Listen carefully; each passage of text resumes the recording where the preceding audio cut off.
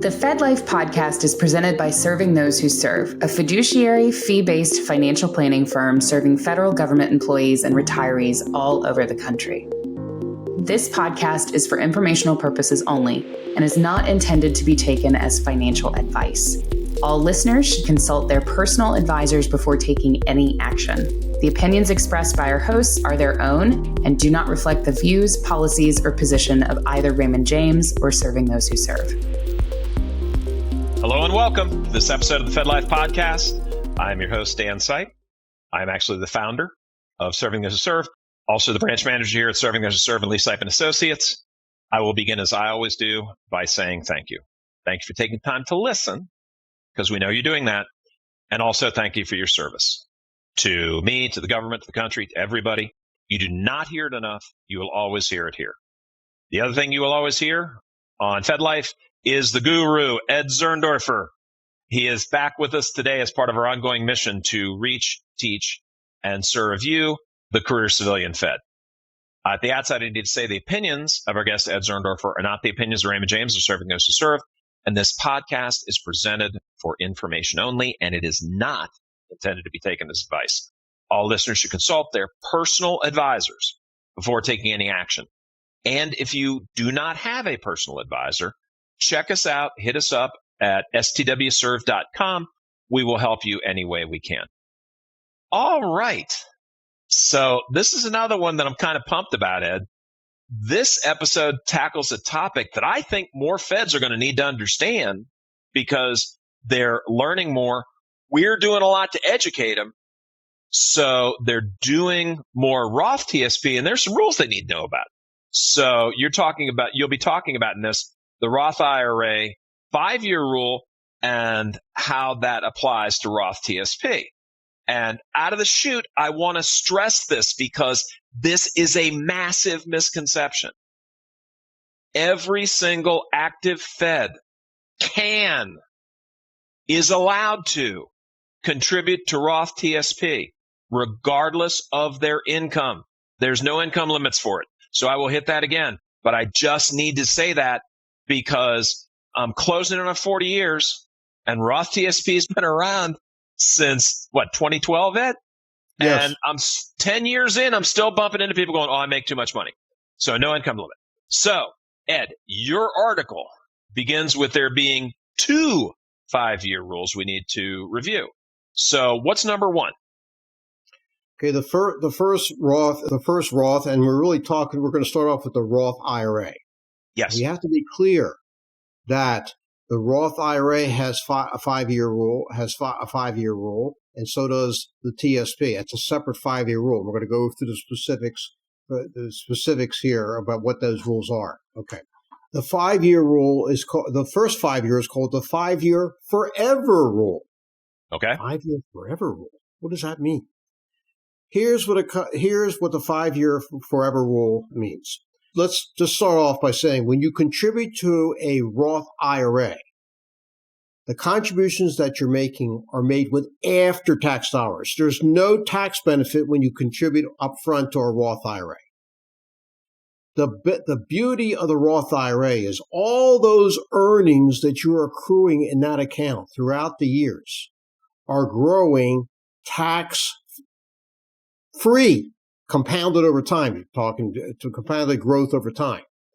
Why are they tax-free? If you fulfill 2 requirements, and this is where the 5-year rule comes into play.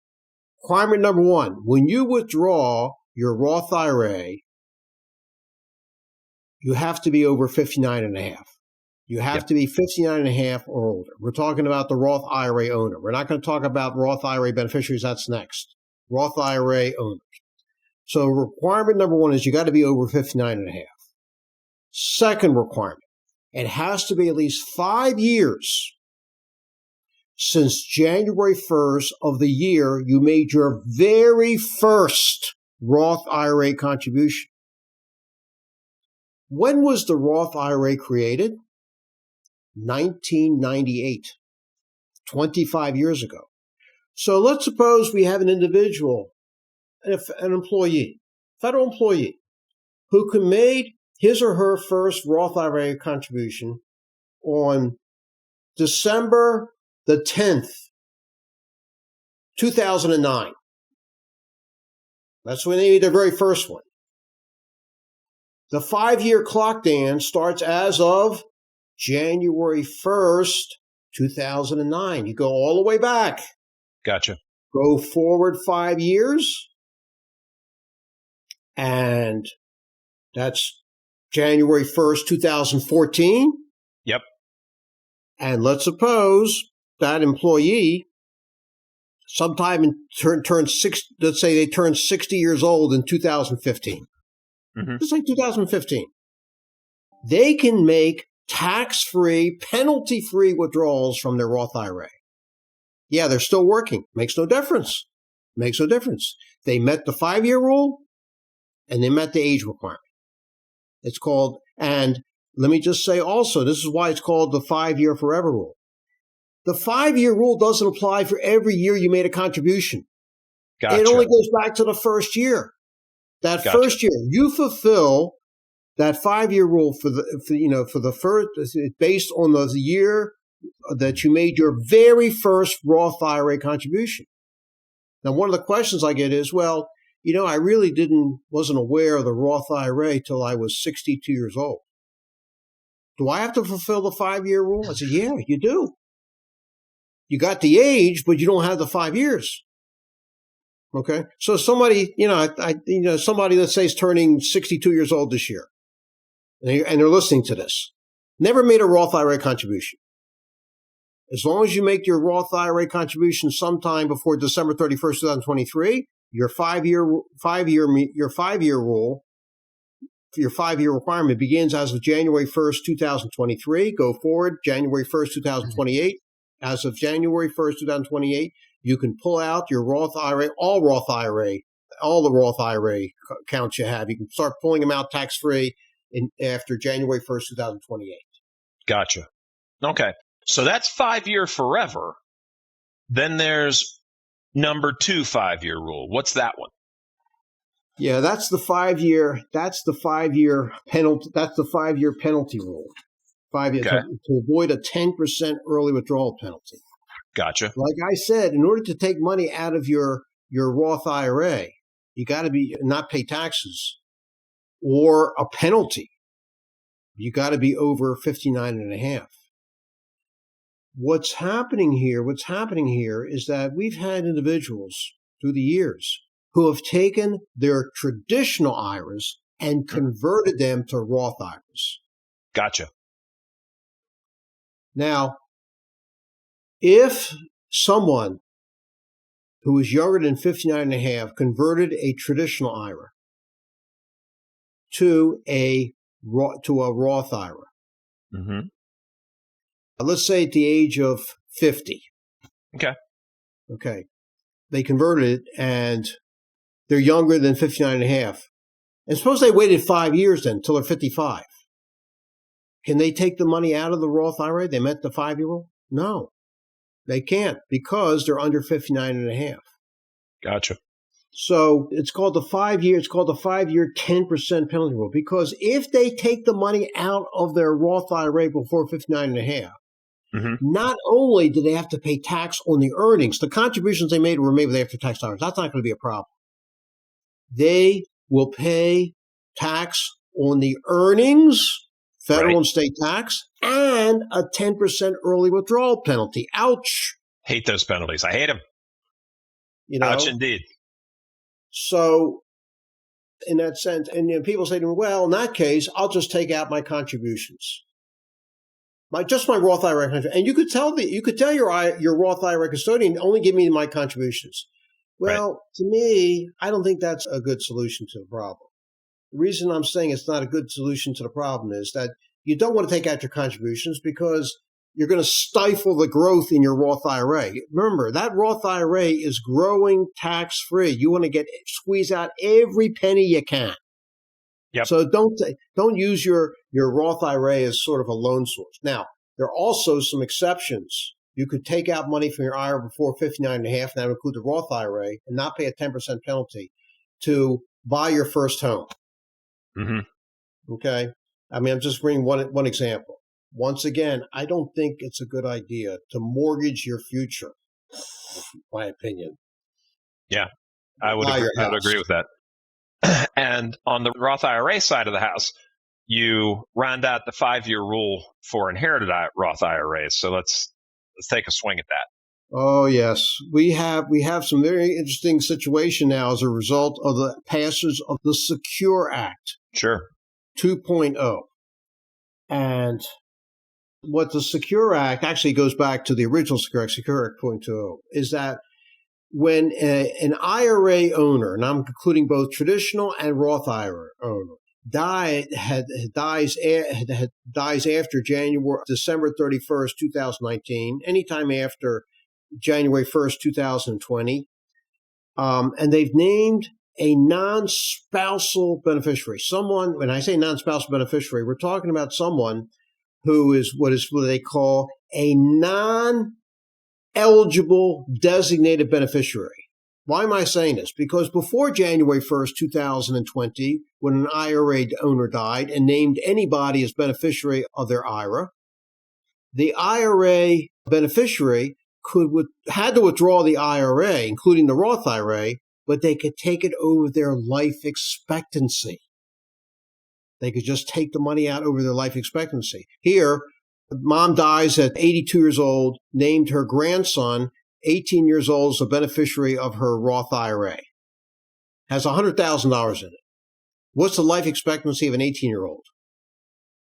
What, 75, 80 years? Yeah, sure. For the next 75, 80 years, they could draw tax-free income from this Roth IRA. Well, effective January 1st, 2020, things changed.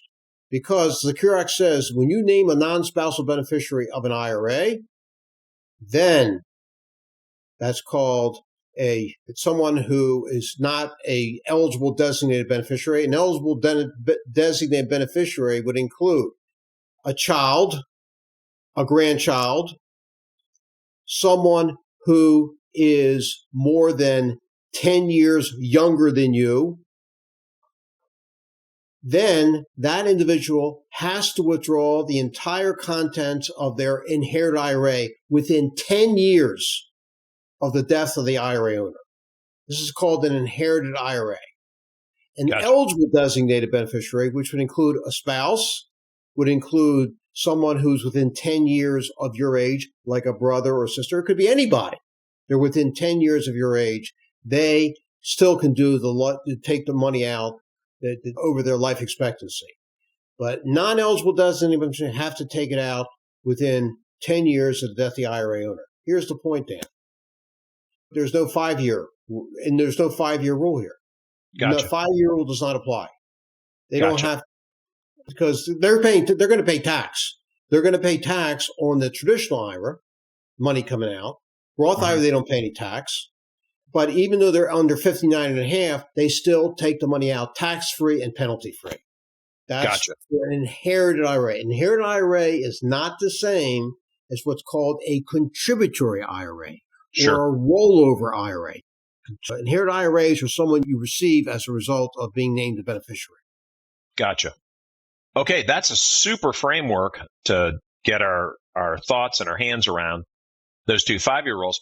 Now let's turn our eyes to that Roth TSP, which I will say it again, I think is really an underutilized TSP option. So let me reiterate one more time. Bear with me, Ed. Feds, listen up. Tell your friends. Any Fed of any income can use Roth TSP, right, Ed? Absolutely. And I've heard a lot of things from Fed employees, misunderstandings. Well, like you said, income's too high. I can't contribute to a Roth IRA. Therefore, I cannot contribute to Roth TSP. False. Roth TSP has separate rules than the Roth IRA. One of the beauties of the Roth TSP is that anybody, any employee, no matter what their age, is allowed to contribute to the Roth TSP. How much can they contribute? The maximum possible you can contribute to the TSP each year. Like in 2023, every federal employee can put at least $22,500 into the TSP. You could put some money into the traditional TSP. You could put some money into Roth TSP. Your total contributions cannot exceed $22,500. You could put all of it into the Roth TSP, or maybe half of that, $11,250 into the Roth TSP and $11,250 into the traditional TSP. Split it up.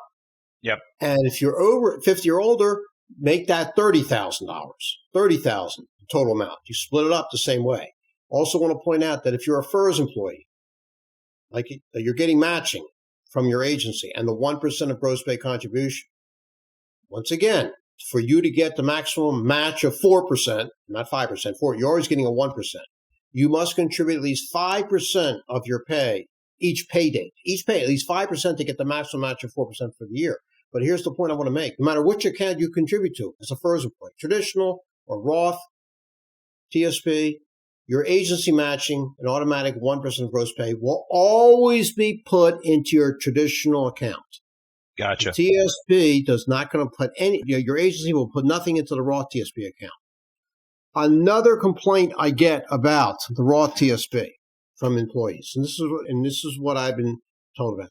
Ed, I've really over the years made a point to contribute the maximum to the TSP.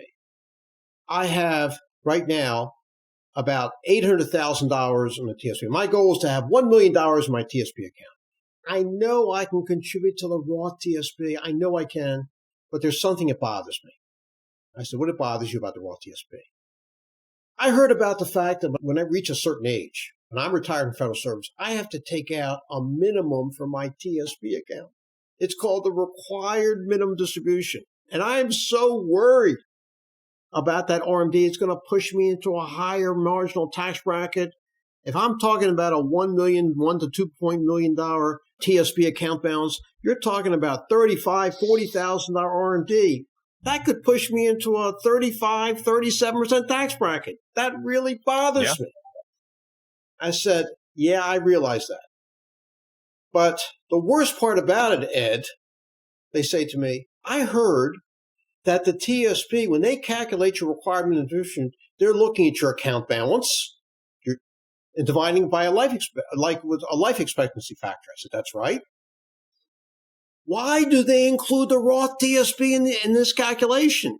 They're lumping the traditional TSP account balance together with my Roth TSP account balance and computing an RMD, when in fact they shouldn't include the Roth TSP, because I was told, and we're going to talk about this next, when I take the money out of my Roth TSP, I don't have to pay any tax. You're saying to me that I will pay tax on it indirectly because of that RMD. I got some great news, Dan. Yep, you do. And I have a column in the Fed Zone. Yep. Effective January 1st, 2024. Next year, the TSP will not include your Roth TSP account balance in the calculation of your TSP RMD. Finally. Huzzah. Now, and I also have another column in Fed Zone talking about those employees who are over 50 who are making those catch-up contributions. If your income's too high, starting, I think it's going to start next year, you have to put the money into your catch-up contributions, have to go into the Roth TSP. Yes. Yep. Okay, so let's get back to original topic. So everybody can use the Roth TSP. That's good news. But the Roth IRA 5-year rules follow over to the Roth TSP. So let's start with the 5-year forever application to Roth TSP. Okay. All right. So here, a federal employee, or it could be someone who put money into Roth TSP while they were on active duty in the military, because the military has the Roth TSP also, has put money into the Roth TSP account. When can they take the money out of the Roth TSP and not have to pay tax on the earnings and not have to pay a 10% early withdrawal penalty on the earnings? The contributions will never be taxed because they were put in with after-tax dollars. And here's the rule. This is the 5-year forever rule. In order to take money out of the Roth TSP and not have to pay tax and a 10% early withdrawal, and be subject to a 10% early withdrawal penalty. One, you got to be over 59 and a half.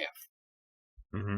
Two, it has to be 5 years since January 1st of the year you made your very first Roth TSP contribution.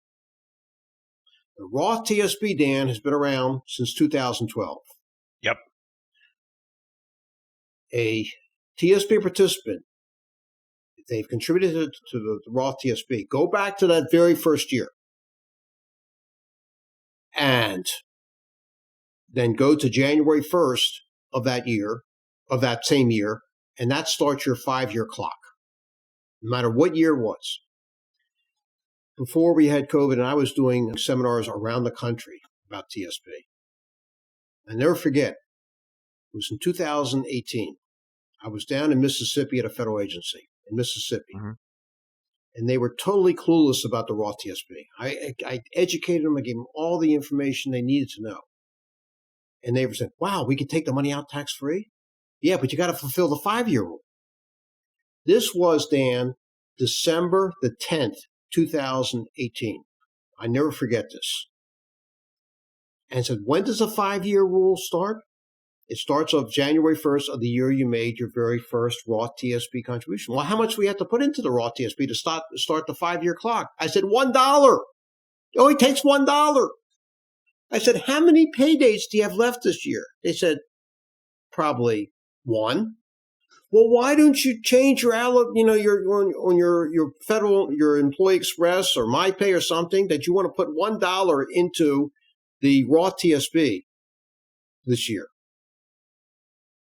And that will start the 5-year clock as of January 1st, 2018. Yep. 5 years later, January 1st, 2023, you can take the money out. Matter of fact, I got an email from somebody from that seminar this past March. They said they retired on December 31st, 2022 mm-hmm. at the age of 62, and they had about $50,000 in their Roth TSP account. And they want to know, can they take the money out? I said, yeah, you can, because you met the 5-year rule. Gotcha.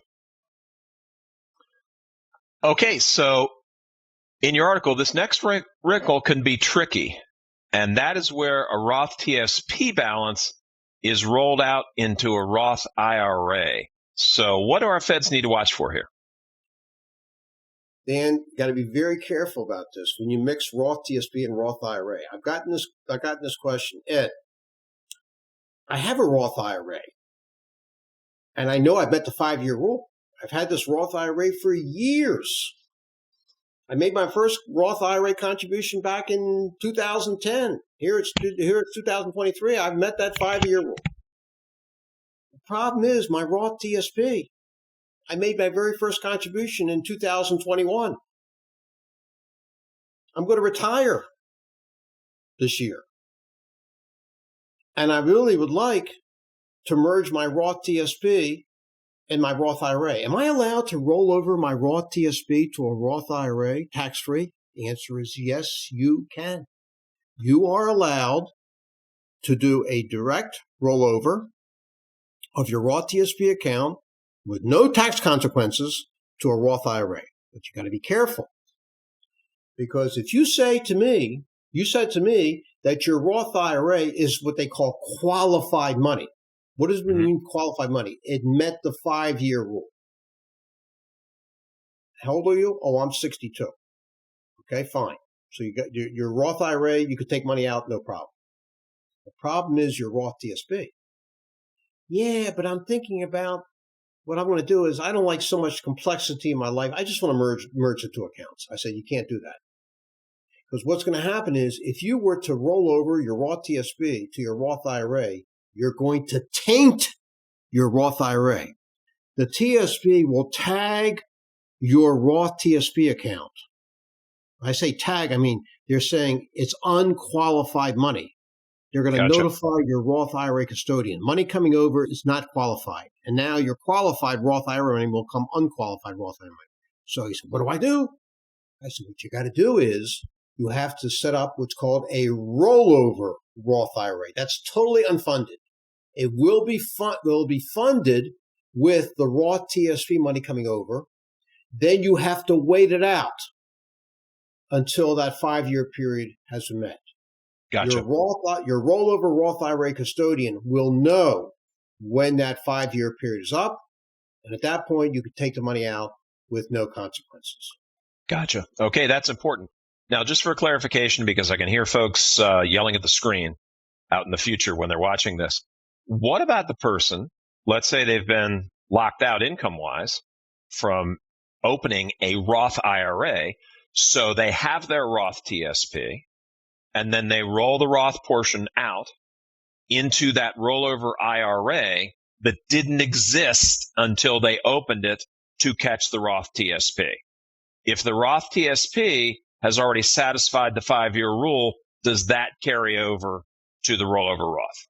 And the answer is yes, it will, because it's called rollover funds. You got to distinguish between rollover funds and contribution funds. Gotcha. You're setting up when you contribute to a Roth IRA, what you're doing is you're setting up what's called a contributory Roth IRA, as opposed to a rollover Roth IRA, in which qualified money is being rolled over into this not beforehand non-existent Roth IRA. Can you merge the rollover Roth IRA to the contributory Roth IRA? Yes, if both accounts are qualified. Gotcha. And believe me, if you have any questions, please check with your Roth IRA custodian. Absolutely. Absolutely. And Ed, you wrap up by giving us some guidance on record keeping. So take us through those for it. Yes. It's very important that we keep track of all this stuff. It goes back to, Dan, I know you know about these things called non-deductible traditional IRAs. There are two types of traditional IRAs, deductible and non-deductible. The deductible are the ones that everybody used to love because you get a tax deduction. But then in 1986, Congress they changed the rules. If you're covered by a qualified retirement plan, like federal employees, and your income's too high, the contribution you make to your IRA, your traditional IRA, is not going to be deductible. It'll allow you to get tax accrued earnings in your IRA. And you're only going to, when you take the money out of the non-deductible, you're only going to pay tax on the earnings. Here's the problem. How do you know how does IRS know you made a non-deductible traditional IRA? They know you made a deductible IRA because it shows up in your tax return. But a non-deductible IRA doesn't show up on your tax return unless you file IRS Form 8606. Gotcha. 8606. Well, you're keeping track of your traditional IRAs. In the same time, you got to keep track of your Roth IRAs. So, okay. And with respect to the Roth IRA, we're talking about what I call 5-year tracking. 5-year tracking. Let's understand, Dan, that in any year that you make a Roth IRA contribution, the Roth IRA custodian has to issue what's called IRS Form 5498. IRS Form 5498, IRA contribution information, which they issue you a copy and they send a copy to the IRS. On that 5498 each year, it shows the year of contribution. Like right now, everyone's received for the year 2022 their Form 5498s. Sure. What you have to remember is that first year, Dan, the year you made your very first Roth IRA contribution, that sets the 5-year clock, January 1st of that year. So keeping the 5498, and you can scan them, put them in your computer or thumb drive, things like that. You got to make sure you have that very year you made that very first 5498 for the year you made your very first Roth IRA. And that's how you keep track of it for the 5-year basis. As far as the 5-year 10% forever rule, just keep track of your birth date, the year you were born. There you go. There you go. Well, folks, we made this a single topic podcast because this is just too important. It's a great tool that's out there. Okay, so third time's the charm. I'm going to reiterate a couple of things to remember. Number one, You can use Roth TSP right now, regardless of your income. Okay? Get on that. Share it with your friends. Yes, Virginia, there is a Roth for you. You can do it. Number 2, you just need to remember the 5-year rule for your Roth TSP balances and rollovers. So actually, that's all pretty easy stuff. And most of the time, Ed, you can share your experience. Most of the time, people are shocked to know that they can contribute to Roth if they're making above a certain amount. Have you encountered that as well? Yes. Yeah. It's very important that everyone keep up with the rules. And we have, another pitch here, Dan. We have, Serving Those Who Serve, we have a TSP webinar every month. All you got to do is sign up for it at www.stwserv.com. You can ask questions. You could maybe have some misunderstandings need to be cleared up. We're here to help. Yep. I just want to say one more thing about traditional TSP, Roth TSP, and Roth IRAs. One of the options that the TSP participants, when they retire, have is that they are allowed to transfer their traditional TSP to a traditional IRA. Mm-hmm. Okay, and it's called a direct rollover, no tax consequences. Right. The TSP says, you're allowed to roll over your traditional TSP to a Roth IRA. Be careful. In reality, you cannot do that. And if you look in the Internal Revenue Code, a rollover is defined as a transfer. A direct rollover is a transfer from the retirement plan custodian, in this case the TSP, to an IRA, or it could be a qualified retirement plan. The retirement plan custodian sends the check directly to the retirement plan or IRA custodian. It doesn't come to you. And in that case, it's not taxable. But it has to go, in the case of a traditional TSP, it has to go to a traditional IRA to be what is called a rollover. Code G as in good. The TSP, and I've come across this, I know you says, we can roll over your traditional TSP to a Roth IRA. And they also issue a code G on the form 1099-R. Ladies and gentlemen, that is wrong. It is not a rollover. It is a distribution, which is fully taxable. So Gotcha. My advice is, if you're thinking about transferring your traditional TSP to a Roth IRA, don't do that.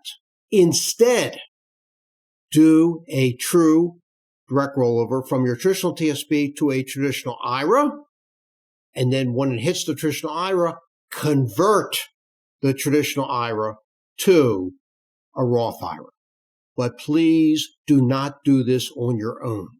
Seek a financial advisor, your accountant. Do not do this on your own. There are too many things out there. I call them, I gotcha. Mm-hmm. You don't want surprises. Don't do this on your own.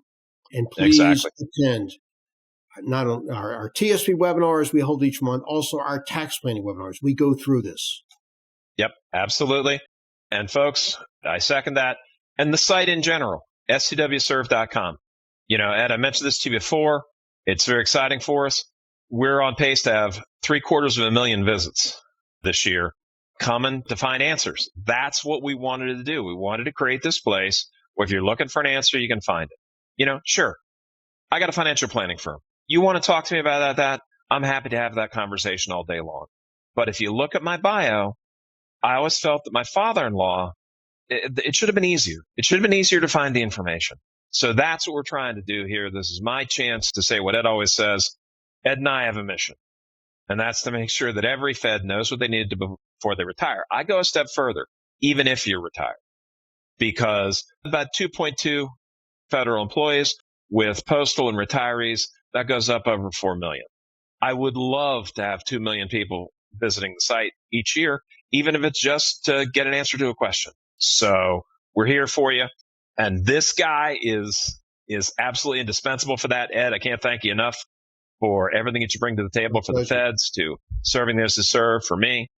I don't know how you do it, but I'm glad you do it with us, brother. And folks, that is a wrap. We'll see you on the next podcast. We are Serving Those Who Serve.